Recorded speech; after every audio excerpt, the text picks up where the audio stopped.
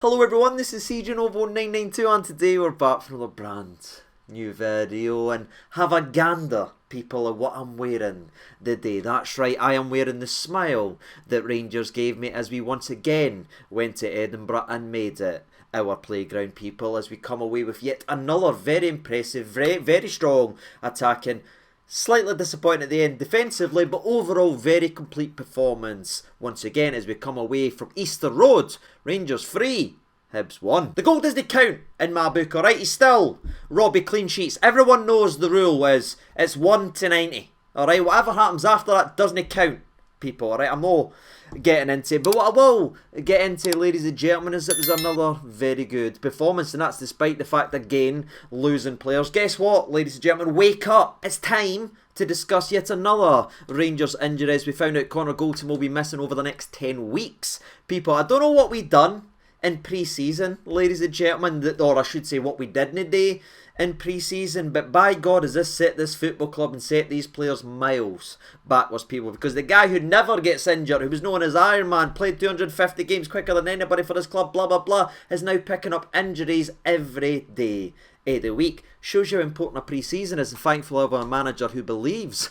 in a strong pre-season. But even despite losing him, we welcomed the return of young Leon King. And I wanted to start here, and that might surprise a lot of people because you're probably thinking, oh, it's going to be John Suter, it's going to be Cantwell, it's going to be Tavernier on his 400th appearance. That's where we'll start the video off. But I want to mention Leon King just very, very briefly, because going and seeing him perform like that and being so comfortable and looking so composed in that backline genuinely made me happy, because remember, it wasn't too long ago this guy was talked up to the hilt, and then he was playing week in and week out with guys you wouldn't trust to bag your messages at Tesco, and people started to look at him and call him a duffer. Well, this time, ladies and gentlemen, he went out there and played a game of football and defence, playing alongside another defender, no, a 6 foot centre mid for the MLS, and I thought you could see he was much more calm, he was much more composed, and guess what, ladies and gentlemen, it looks one for the future. So shout out to your boy Leon King. It was nice to see you performing well. But where Leon will go under the radar, the next couple of names that we've already mentioned actually in the video won't, because they were absolutely standard. And I'll start again with Big Suter, who was very, very impressive. Again, with Goldson not being there, he was at the right centre-back spot, which was his more natural position. And I thought, being the premier ball-playing defender, whatever you want to call him, the guy that takes you out for the defence and gets everything gone, it suited his game. That's what he done at Hearts, that's even what he done at Dundee United all those years ago. That's what he is, the guy who steps up and tries to make things happen. And I thought he was very big and actually very important in today's game as well. Gone to Easter Road, people could say what they want for the season, but you know for a fact they'd been celebrating that to the hilt if they beat us this afternoon. But I thought going into that situation, losing the likes of Connor Goldson before a game like this, and then having a young centre-half like a Leon King next to you, and still, people, a maybe inexperienced goalkeeper in Robbie McCrory. Yes, he's obviously 25, but he's not played too much, and I thought Suter, with all that around him, kept everything ticking along, and deserves his man of the match award that I believe Sky actually gave him. But again, it's never a question of whether or not Suter is a good defender or a solid defender or can bring you this or bring some physicality. It's whether or not he can stay on the park, and touch wood, ladies and gentlemen, he can continue to, because when he is on the park, he's a real asset to this club. So he was very, very impressive. But let's talk about the latter two, ladies and gentlemen, because they just make me happy. And I'm obviously going to start with the man who wears headbands, TikToks, dances, sometimes on occasion has wore green, but it doesn't upset us, ladies and gentlemen. The fact that he can do all those things, his favourite pot noodle is probably chicken and mushroom, people, but I'm not going to sit here and judge him. Do you know why? Because he's out here performing. He's already replaced Daniel LaRusso as my favourite guy to ever wear a headband, people. It goes Nadal, LaRusso, Cantwell. Just in case you're actually wondering. But what's really impressive about Cantwell is he's been that guy for Rangers every single week. Yes, obviously this season's always going to be remembered as a failure, people, because it is, because as a collective we haven't been good enough. But you can fail as a collective but have a couple individuals who has been very good. And I think if you look at from when he's came in at the football club to where he is right now, Cantwell has not only fancied becoming the guy, he is the guy at Rangers. He bleeds Rangers, it almost seems, and he injects not only the creativity and the poise and that he's got in the ball, because he's a fantastically creative player, but he's also got the hard work, the energy, and he gets in, he fires in, has a sort of disdain for the opposition that I think you actually need if you really want to be a top level professional. I think you need to have that competitive edge. The Michael Jordans, the Jimmy Butlers, if you watch much NBA and that these days, they make it up in their mind that the guy in next for them, they need to beat. They're the enemy, disdain. You've got to have the anger that pushes them to be better, and you can see why Cantwell was tipped for the very top not too long ago, because that's actually how he plays, and he's bringing that into the team. I just hope that attitude rubs off, and hopefully in the summer we actually bring in more like-minded individuals where we're not all nicey to everybody. Let's get that back. Let's get the taking the old leash off and just letting the dog run about the park, because that's what Cantwell's done, and he's been absolutely spectacular since he's done it. 7 bookings in what his last 8 games, but added real poise on the ball, added real quality, and of course it's now his 3rd consecutive game with a goal. So Todd's impacting everywhere, and long may it continue. I genuinely can't wait for the summer, and yes, I'm going to get lost in the hype and lost in the excitement, but if we add more players of the ability that we need, and maybe a striker or two that can hit the ball into the back of it, I'm sure it will be a fantastic season watching this lad lead us to where we possibly want to go. So just give all the love, just take everything, Cantwell, because you deserve it. And last but not least, before we end up getting in to the actual game recap, because there is some important things I want to talk about, including Hagi and maybe the conversation with his injury and that, and I want to get into that, but the last player I want to talk about before we end up getting lost is Mr. 400 appearances today. And what's really amazing, people, is it's almost scripted the way it actually worked. He obviously scored a free kick goal the first time it was at Easter Road all the way down in the Championship. Now 400 appearances later, he's back here doing it again, and yes, people can slaughter all Poppadom wrists if they want in terms of Marshall and that, but for me, he saw it, he's put it in the right area, and he's had the balls to actually do it. So shout out the skipper. 400 appearances is a tremendous achievement. The fact he's got 101 goals in those 400 appearances from a full back, ladies and gentlemen, is genuinely absurd. He's comfortably our best attacking output, and where would we be without the laddie? It's a scary thought to actually put in place. I'm also going to give him an assist, but I'll get into that later. Let's get to the game recap then, shall we? Because it was actually a bright start despite the manic changes, and maybe the Hibs fans looking at this and saying, right, they've got a young laddie at centre half, still a wee bit of an inexperienced goalie in John Suter there. We might fancy our chances of getting some. Hibs picked, I'd say, maybe an attacking formation and way to go about the business, looking to get goals, but Rangers started this game perfectly with the right attitude, the right determination, everybody firing in and winning the ball that needed to win, and again winning those individual battles. It's just such an unbelievable thing, people, when you actually win your battles, what can happen. It's a crazy idea. We started the game off properly. We created a couple decent early chances, most of them for set pieces, by the way, with David Marshall. Just started reminding everyone he doesn't know what the line is. You know what I mean? See, if you mix Marshall with McGregor into one, you'll probably get a very competent goal in terms of when or when not to come off the line. But Marshall came, didn't get, flopped at it, went up heading it back in at the area where big John Suter gets the cinder block on it, and it ends up hitting the bar, or does the keeper, I think the keeper maybe saves it onto the bar. I can't exactly remember, ladies and gentlemen, because I was half up in the air at the time, but it was a positive start from Rangers, and the best thing is we're whipping those corners in and looking dangerous. We just couldn't get the goal that maybe our early play in the first 10 minutes actually deserved. But I'm not going to sit here and rewrite history and say it was a phenomenal first half from Rangers, because I thought the first 10 minutes, positive, bright, nipping in, creating numerous opportunities, and then we started to hit that lull a little bit where it just started to dissolute and Hibs started to hit some long balls. But again, people will say, and I even heard the commentary say the day, it was like, oh, that's routine for McCrory, that's easy for a keeper. See those two sentences, maybe taking the McCrory name, actually, that's two things that us Rangers fans haven't heard and seen for 18 months. Because see all these wee things that people are trying to talk down now and say are routine, or it's no interesting, or it's no sexy, and it's no coming up in highlights. Every one of them has been biting us in the ass the last 16 to 18 months. Balls in behind the defence that McCrory's coming, just booting out the park. They're shots on targets, they're possibly goals conceded. Crossy's coming in, yes, he's flapped at a couple of them, but is he getting out there and putting them away? Aye, they are things that's hurt us. Just go back 3 or 4 months and look at the recaps I was making every single week. So I know these aren't sexy and I know these aren't big talking points, but see all these little fires that McCrory puts out just by how quickly he comes off his line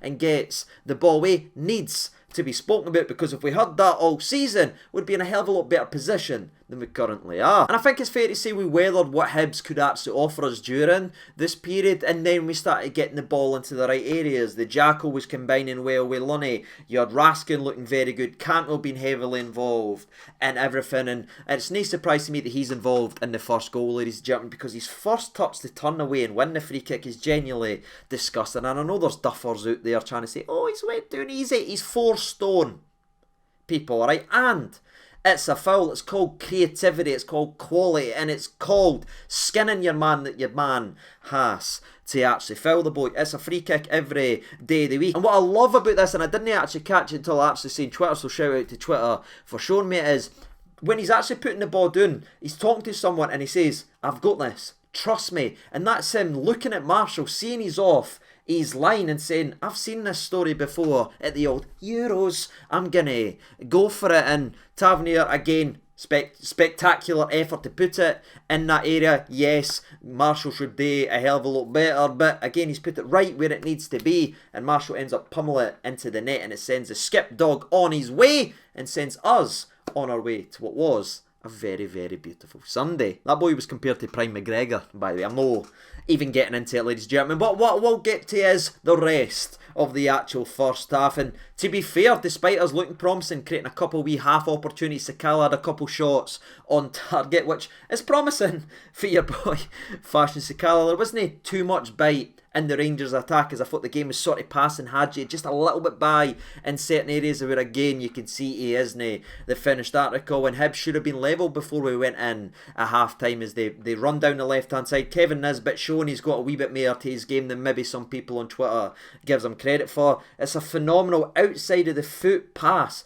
right beyond King, Suter and Ridvan, and in comes Campbell, I believe it actually is, who's sliding in. He needs to put it in the back of net, but thankfully, ladies and gentlemen, he does it, and we survive, which was Hibs' best opportunity and most clear-cut opportunity of the game. But that takes us into the second half, ladies and gentlemen. They missed their opportunity to get back into the game, and it obviously cost them badly when you go and look what happened in the second half. But shout out Big John Suter for the early start, as Big Ewan ends up turning Tavernier a little bit too easily. I thought there was a couple times where Tavernier done well, especially in the 62nd minute, where he gets down and puts in a perfect slide challenge, but the skipper gets beat far, far too easily here. But Big Suter blocks twice and gets that old arse in front of the ball to block it away. No handballs were used on this occasion, sorry. Moon Howlers, and again, we started to wrestle, we started to get it, but we were winning our individual battles, and that's when maybe the hard work of the Lunnies, the Jackals, the Raskins really get overlooked. But mentioning our boy Raskin, he ends up getting fouled by Nisbet. It wasn't a bad challenge or a dirty challenge, it's just been unlucky where I think he's tweaked his knee. We know, and we have known over the last couple of months, he's playing hot, ladies and gentlemen. He's not at 100%, he just wants to play, and I think he's tweaked whatever's been ailing him over the last couple of months, and it ended up going off the park for Scotty Arfield. But no problem with that one. If it's a fight, it's a battle, you can do a hell of a lot worse than looking at Scotty and pulling him into that situation. And we ended up getting the second goal of the game, which was badly needed, and the way that it happened, ladies and gentlemen, just makes me so damn happy, right? Because not only the man who scored it, but the way he celebrated and the emotion in that, and I think it tells you a lot about football, and maybe opens the eyes a wee bit to people and gives you a different perspective, because we get the goal. We end up doing a very nice long ball from Lunny to Sakala. I think Sakala actually knocks it down here. I think it's very good play for Sakala. He does it down to Hagi, whose shot I think hits the arm. It'd probably been a penalty anyway, but he follows up with a very good volley, putting it into the back of the net. You see the emotion. I love the fact that the players all got around him. Everybody went to celebrate with him, and then the boys emotional after the fact, ladies and gentlemen. I find that underlining highlights something that we often forget as fans, because we get frustrated, we get annoyed. Yes, they've got a very privileged life. Yes, they're living the dreams that we all wanted to do. Yes, they get paid very well and everything like that. But when you actually look at it, these are still human beings. It's actually going out there and doing their business as well, ladies and gentlemen. And again, their mental health probably took a pounding with everything that goes wrong and up and doing right and wrong. And Haji's been through injury hell and back, missed big games, not only for us but for his country. He's had to come back. He knows he's not 100%. And I don't know about you people, but after the goal went in, and obviously the emotional outburst that the kid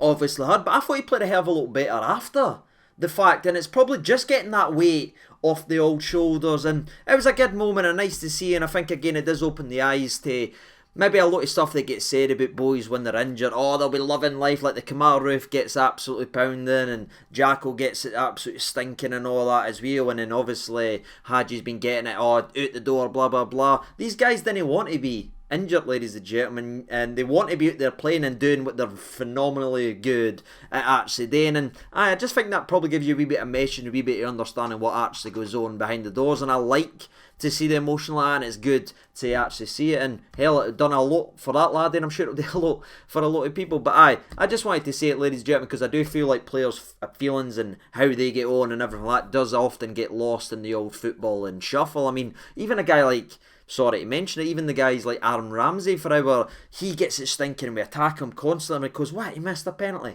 Ladies and gentlemen, he's not to blame for us not turning up in a European final and playing pish. People here had the balls to take a penalty kick, hit the exact same penalty kick to a tee to Tavernier. It's just the only difference is the goalie got a tee. It's no his fault that we lost a European final. And you could see him, he could barely even look at himself or lift the trophy when we won the Scottish Cup this time last year because he knows what that weight was, and he was absolutely emotionally devastated. He'll carry that weight forever. And I guess it's just my long-winded way of saying I like the fact that Hagi let his emotions be shown there and just remind everyone that these players actually have feelings in that as well. And it was great to see the young man get that moment where again he's not at his best, ladies and gentlemen. Again, Twitter was killing the laddie every single time he touched the ball. He clearly needs a pre-season, but he needs minutes in his leg to build up as well, and that'll come through the next couple of games where the season is done. Let him build his way back up. Let him go in to pre-season feeling good about yourself, and then let's see what Hagi's all about at the end of that. We know how important a pre-season is, what can happen when you didn't have a proper pre-season. Look at the injuries, look how pathetic we've been before Michael Beale came in. So I just wanted to say that, ladies and gentlemen. It was great to see, and I've not gave up on young Hagi. Hopefully he can bounce back, keep building his way, and that was my favourite moment of the old game. Now I need to go from that maybe heavy subject to translate it into something light-hearted, one-liner and fun for all to see, but I will carry on with the actual video. The next opportunity of the game was Hibs getting in beyond Tavernier again, but Tavernier responds very well with a phenomenal defensive slideshow, and he's no as one-sided as a lot of people say that he actually is. And then we get the third goal of the game, but before we actually do there, people, there was Hibs maybe closest they came to scoring, apart from obviously the sitter they missed. I think Robbie McCrory also does a very good save here as well, as it comes in a corner header at the back post. I believe it's Nisbet, and I think, you correct me in the comment section if I'm wrong, that Robbie tips it on to the actual post and gets it out the way, and that was a brilliant save. If it was a save, if it wasn't a save, we were quite lucky the fact that it hit the post. Finally, someone else hits the post instead of it always being us. But again, we survived that scare and put the game truly beyond Hibs, and of course sent the Hibs fans home unhappy, which is always nice to see, as Sakala does very well to spin his man, plays a ball down the right hand side to Jacko, who's galloping down the right wing, showing a wee bit of pace, not seeing too much of that. He passes it in to our boy Tavernier, who has gambled forward. That's right, I'm talking about our striker turning, passing a ball down the wing to our centre mid, and he's passing it in to our right back. That's Rangers Football Club, and that is Tavernier. Tav's first touch is good. He has a shot, hits off the defender, comes back, hits off Tavernier, hits off Marshall, who's already on the way down. It looks like me trying to hit green left on a twister board and everything like that. But then our boy Cantwell was the sharpest to react, puts it away, does a weirdo dance, but I didn't mind it, because it's Todd Cantwell. And that really should have been the game, people, and that really should have been the final scoreline. But we obviously make some changes. We bring on a couple of the youth players that like, say, the Lowrys, the Uris and everything. We brought on a lot of youngsters just to give them the last 5 or so minutes. We end up getting stung a little bit after McCrory does a very good diving save to give a corner. About a minute left. I think the commentators are starting to steal my part and call them Robbie clean sheets. They whip in the corner. Yuri sleeping, doesn't get out there to him. It's a header flicked on to the back post, and it's end up being into the back. And ironically, it's a goal we conceded a hell of a lot early on in the actual season, but we get caught here as the youngster was a wee bit sleeping on the old feet there. And what made me laugh, ladies and gentlemen, it certainly wasn't the fact that they scored, but it was the fact that Robbie went absolutely berserk. And it was really the first time that I thought, there it's. You know what I mean? Because sometimes I think he's happy to be here, and oh gee, gosh shucks, I love being here at Rangers. It's about time he gets that personality, because he needs that bite, and again he needs that competitive edge. McGregor made a career on it, people, and I'm sure McGregor was sitting on that bench with a smile on his face, looking at Robbie lose his mind, really, for the first time in a Rangers shirt, and demand more for the players. It's not alright just to win and maybe concede one at the end. No, he wanted that clean sheet, and he deserved that clean sheet. So I like that moment for Robbie as well, and if he is going to be on and challenge the likes of Butland next season, if he ends up coming up the road, Robbie will need that bite and need to let go of the G shucks, I'm happy to be here. You're a Rangers goalie, son. You better start acting it and calling out boys who could coast your number one job if they're being slack or they take the eye off the ball. But that was it, ladies and gentlemen, boys and girls. It was 3-1 to Rangers. A very strong performance, I'd say. Overall, we again, a couple individuals really excelled, in my opinion. The midfield, again, was the best area on the park. I really like what we've got right now with Jacko, Lunny, Raskin and Cantwell. It's working wonders. The attack could obviously be better, but we can't do anything with that until the summer. And I thought the guys who stepped in defence done their job. And that's it, ladies and gentlemen. I'm actually going to give Big Suter the man of the match instead of maybe my Cantwells or the Taverniers or anything like that. I'm going to give it to Big Soapy. He deserves it overall for battling back from his own injury crisis. And that's it. Let me know your thoughts and opinions down there in the comment section below. Who stood out to you? Who was your man of the match? And how do you feel going in to next season? Make sure to let me know down in the comment section below. And as always, I've been Siege over 92. Thank you so much for watching, and bye.